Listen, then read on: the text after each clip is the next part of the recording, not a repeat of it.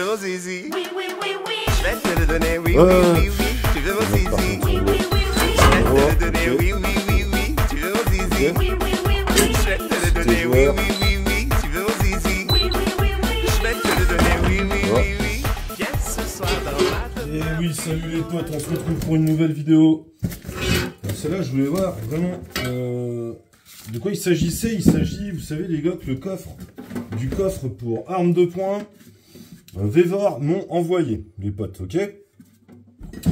J'ai regardé un petit peu comment ça se passe. Donc, dans le colis, il t'envoie bien évidemment le coffre, une platine de fixation sur un support mural ou ce que tu veux de ton choix. Ça peut être sous le bureau ou comme il y en a qui aiment bien y traîner, j'ai vu, sous le bureau ou autre. Tu as également un petit set de visserie pour fixer ton petit coffre. Et puis voilà, bon, une notice évidemment. Alors, ce qui est pas mal avec ça, donc j'en ai fait un petit peu le tour là, en m'amusant tout à l'heure là, au salon. Donc je vous le présente, un petit coffre-fort pour mettre ton arme de poing en sécurité. Alors, direct, hein, avant de vous montrer l'utilisation, ça je recommande vraiment pas ça pour mettre tes armes de catégorie B par exemple. Ou alors, tu peux le mettre au mur, si toi, chez toi, tu as une salle, on va dire, personnelle, blindée, etc. Mais sinon, arme de catégorie B en coffre obligatoirement. Bon, tu le mets sur un mur, bon, t'arrives, tu l'arraches directement et tu pars avec le truc sous le bras. Sachant que bon, hein, c'est pas non plus super costaud. En plus, je regardais sur internet, avec un fil de fer, tu peux l'ouvrir ton bordel. Donc là, c'est plus une solution de protection, on va dire, de la famille pour ton arme de défense par exemple.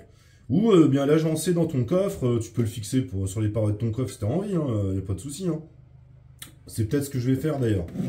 Donc on va voir les gars, les modes de fonctionnement. Ok les potes? Alors attends, on va se reprendre. Excusez-moi les potes pour l'interruption, c'est les aléas du direct hein, quand on fait des vidéos, ok? Bon, allez, on repart sur ce coffre Vevor. Donc qu'est-ce que je disais? Solution de rangement de tes flingues, de tes pistolets ou voire revolver. Mais bon, c'est un peu petit pour les revolvers, ça dépend lesquels, tu vas me dire. Et on va regarder les modes de fonctionnement. Bon là, il te le livre version usine, du coup avec des clés, et il n'est pas programmé. Donc c'est à toi de le faire. Donc c'est livré avec deux petites clés de sécurité.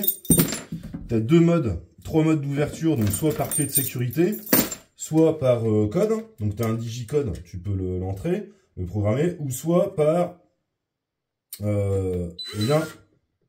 empreinte. Bon, attends, faut le tenir droit le bordel.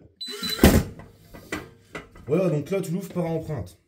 Ce qu'il faut savoir, c'est que dedans, tu as une petite trappe pour mettre 4 piles pour l'alimenter. Et tu as un bouton reset qui te sert à la programmation ou au reset de ton coffre. Ok les gars? Donc, bah écoutez, je vais l'installer moi sur mon coffre et puis on va regarder un peu ce que ça donne. On va le programmer ensemble et puis voilà. Déjà, bon, le produit est assez sympa, je te dis. C'est assez cool le truc. Et ça t'offre un rangement assez cool, je trouve. Bon, je l'installe les gars. Je vais le mettre sur mon coffre, moi, pour mettre un PA code dedans. Et puis on va voir ça. Ok les potes, on se reprend. Voilà. Donc, je viens d'installer ça sur mon Cofio, tu vois. Le petit support qui est fourni avec, ok. Donc, j'ai mis de la boulonnerie et puis voilà. Et voilà, donc le coffre est installé Vevor. Donc voilà ce que ça donne. Hein. Bon, on va l'ouvrir directement. Hop là. Et là, on peut mettre une arme de poing. Donc, tu as une petite vis à mettre ici. Tu vas voir, là. Bon, alors tu vois, on va voir rapidement les défauts d'un type de coffre comme ça. Et puis là, on a le bouton qui est ici pour le reset. Ok. Donc, tu le maintiens 3 secondes. Hop, il vient en mode programmation. Là, on va mettre mon vieux pouce. Donc, tu fais 3 fois. Et là, c'est enregistré. Ok. On va refaire l'opération avec mon autre pouce. Donc, tu peux mettre l'empreinte de ta tub hein, si tu veux. Si t'es joueur. Voilà. Donc là, il est programmé pour mes 2 pouces. Ok. Et puis, de la même manière, tu peux programmer un code. Bon. Ok, donc là, on va vérifier. Ah non, alors faut mettre par contre son doigt droit, ok. Si on le fait avec l'index, hop, il me reconnaît pas parce que je sais pas programmer. Donc tu peux entrer jusqu'à 160 empreintes. Le pouce, ça marche. Ok, bon, on va foutre un flingue dedans maintenant. Et voilà. Donc, tu mets ton pétard dedans, tu fermes, et voilà. Enfin bon, ok. Donc, t'arrives, tu ouvres, tu prépares ton sac de tir, et puis voilà, tu prends ton flingue. Mais bon, encore une fois, pour de la 4B, je te conseille vraiment pas. Hein. Parce que même si t'as une chambre forte, on va dire, sécurisée, porte blindée, tout ce que tu veux, bon, bah ça, on est d'accord, un pied de biche, un coup de latte dedans, tu le fais voler, tu te barres avec le coffre. Ensuite, je te dis, tu peux l'ouvrir, enfin voilà, quoi, c'est une boîte à sardines hein, pour moi. Hein. Donc tout ce qui est 4B, tu peux le foutre au coffre. Alors attends, bien droit par contre.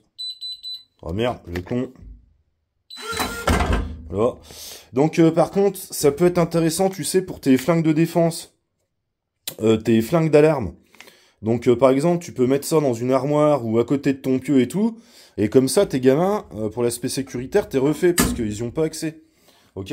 Donc mettons, voilà, il y a un truc qui se passe, t'entends derrière chez toi du bruit ou quoi. Je sais pas pourquoi il prend pas ma droite. Faudrait que je la enregistre.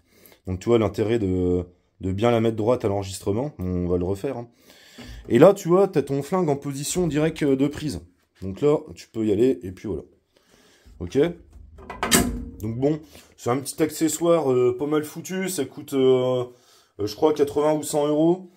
Honnêtement, alors utilisation, hein, je vais le répéter, hein, pour ranger TB, certainement pas. Hein. Enfin, moi, c'est pas mon credo. Par contre, mettre tes flingues d'alarme, bah, pourquoi pas, tu te mets ton flingue d'alarme dans ton bureau, vers ton pieu, dans une armoire ou autre. Personne n'y a accès. Ouais, tu vois, hein, faut que je l'enregistre. Personne n'y a accès, et puis t'arrives, tac, et tu peux prendre ton flingue. Donc c'est assez stylé comme accessoire, moi je trouve. Bon, pourquoi pas. Mais bon, c'est plutôt pas mal. Donc là, je l'ai mis sur le côté de mon coffre. Moi, je vais mettre pour le style, tu vois, c'est plus décoratif hein, pour moi. Je vais mettre un flingue d'alarme. Et puis voilà, quoi. Donc, mais bon, encore une fois, peut-être je vais le bouger, peut-être je vais le mettre, tu vois, je sais pas, dans une armoire. Enfin, on va voir, un petit endroit stratégique. Je pense que ça sera le mieux. Ok, bon, on se reprend. Ok, donc on se reprend. Donc franchement, accessoire pas mal. Encore une fois. Assez fun à utiliser. Donc ça peut faire un rangement d'un de tes flingues de défense, encore une fois. Logement à pile. Si pour X raison, voilà, tes empreintes marchent plus, ton code ou quoi, tu peux l'ouvrir donc avec la clé de sécurité, tu maintiens 5 secondes.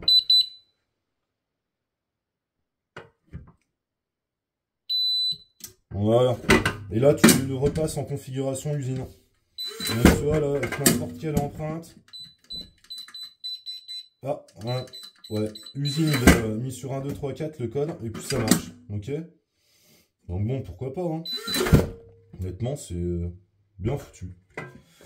Ok les gars, bon bah je vous dérange pas plus longtemps sur cette vidéo. C'était pour faire la petite présentation de ce coffre Evor. Tu peux mettre à droite à gauche. Donc sur le support, hein, t'as vu, hein, tu peux le mettre sous un bureau par exemple, comme je te l'ai dit en début de vidéo. Bon bah je vois pas le délire, mais enfin bon, tu peux planquer un flingue d'alarme sous ton bureau en cas de coup dur, ou quand il y a ton patron qui vient te casser les couilles, qui te donne beaucoup de travail. Bon bah voilà quoi, tu sais, t'arrives, tu sais, t'es sur le bureau, hop, tu prends ton flingue, tu l'arroses, avec ton flingue PAK, d'accord, pour y crever ses oreilles. Donc ensuite, tu le savates comme t'as envie, mais bon. Et voilà, donc bah écoutez, encore une vidéo assez débile. Bah écoutez, c'est un beau petit accessoire, hein, franchement. Personnellement, bah ouais, c'est très fun, je recommande.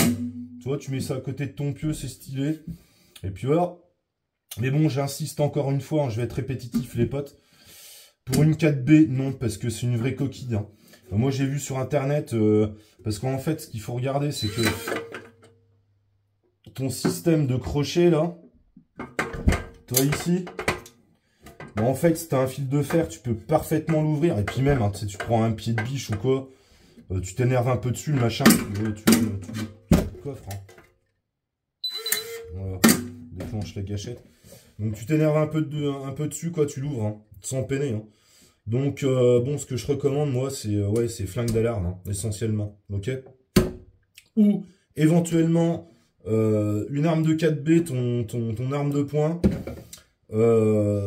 mais, par contre, dans un endroit sursécurisé, hein, d'accord? Donc, il faut vraiment que ta pièce, ça soit un château fort, quoi. Ça soit un coffre à part entière. D'ailleurs, ce qui serait intéressant, c'est de voir le volume. Je vais sortir des pétards et puis on va s'amuser, les gars, et ben directement à voir l'encombrement, ok? Ok, on regarde l'encombrement. Donc, le Glock 44, lui, il n'y a aucun problème. Donc, c'est même dimension que le Glock 19X, apparemment. Donc, lui, il n'y a pas de souci. Ensuite, un type Beretta. Ok, ça passe. Sachant que tu peux travailler tes mousses, hein, il n'y a pas de problème. Donc lui, ça va. Un modèle 1911. Oh, donc peut-être en travaillant la mousse. Toi, je pense que ça peut passer. Ouais, si, ça passe. Un 9 mm type grand power. C'est quasi la dimension d'un CZ. Hein. À quelque chose près, ils sont assez massifs ces 9 mm là. Ouais, alors ça force un peu, mais je pense que ça passe en diminuant ta mousse là. Ouais, c'est bon, ça passe. Bon, par contre, type revolver en 6 pouces, là, bah non, t'es niqué quoi. Là, c'est... Non. Et voilà les gars, bon, c'est la fin de cette revue sur ce coffre, donc bien pratique, je te dis. Mais bon, conditions d'utilisation limitées, ok? Donc bon. Ça, j'ai vu ces types de coffres, ça marche super bien. Ils en vendent beaucoup aux US, mais bon, tu sais, ils s'en battent un peu les couilles. Hein. Ils en ont rien à foutre, hein. Question de sécurité, ils se baladent, je te dis, avec leur flingue directement dans le falzar, donc, tu sais. Mais bon, pour ranger son flingue, c'est marrant, c'est amusant, puis c'est plus pour l'aspect sécuritaire au niveau des gosses et tout. Si t'as pas envie que tes flingues ils traînent, ok les gars? Bon allez, on se laisse sur cette vidéo assez débile dont j'ai le secret encore une fois, et je vous dis bye. Pour une prochaine vidéo. Excusez-moi les gars, j'ai pas tout le temps de faire là, j'ai du test de lourd à faire en PCP. Hein, big up Kamal à toi. J'ai reçu un colis, faut que j'ouvre, hein, du poteau Morito, donc ça faut que je les déballe aussi, faut que je fasse des tests. Donc excusez-moi les mecs, j'ai pas trop le temps, là je charbonne comme un fou en ce moment. Et voilà. Bon bah les gars, on se voit sur une prochaine. Allez bye.